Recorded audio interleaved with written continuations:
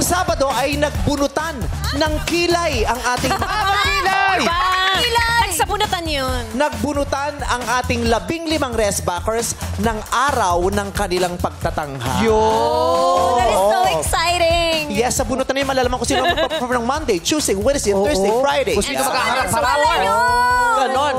Gabi, komplikado ng mechanics na yan. Grabe. At ngayong araw, syempre ngayong Lunes, ang mga itinakdang magtatanghal ay sina Jebros Maglinte ng Silman University.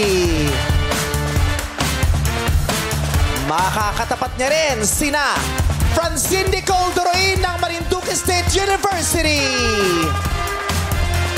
At nabunot din si Chester Gabriel Gultia ng University of Mindanao Tagum College. Ang mga nabunot. Hi. Good luck, Jebros, Francine, and Chester Gabriel. Kayo ang mga bunot for the day. Oo, buena mano. Masaya ba kayo na Monday ang nabunot nyo? Sakto lang po. Sakto lang. Ikaw, Jebros. Sakto lang din po. Ikaw, Chester. Hindi po. Hindi. Bakit hindi masaya? Kasi nakaka-pressure po yung Monday po. Kung sakali, anong araw mo sanang gustong mag-perform? Sunday, no? Siguro Sunday. Wala Hindi, tayong wala Sunday. Sunday. Ano po, mga siguro Miyerkules. Para medyo nakabuelo na. Miyerkules. Actually, kahit sa magpasikat, yun ang gusto kong araw, Miyerkules o Huwebes. Pero ang galing natin sa Monday. Yes, oo. Ang ganda ng mga comments sa atin ng hurado. Yes. Ay, kaya lang. Tapos. Talo! Pero ang ganda ng mga comments. Di ba? Yes. Anong araw ba ang magandang... Si Ann Curtis nga, na-okray pa yung performance nila. eh, Pero... Nanalo.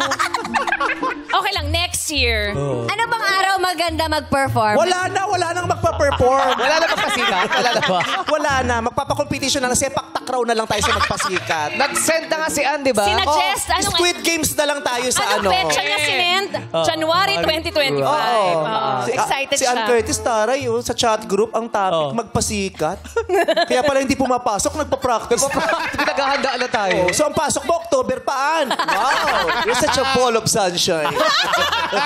Pero... Nanalo. Nanalo. Yun ang importante. Nanalo. Pero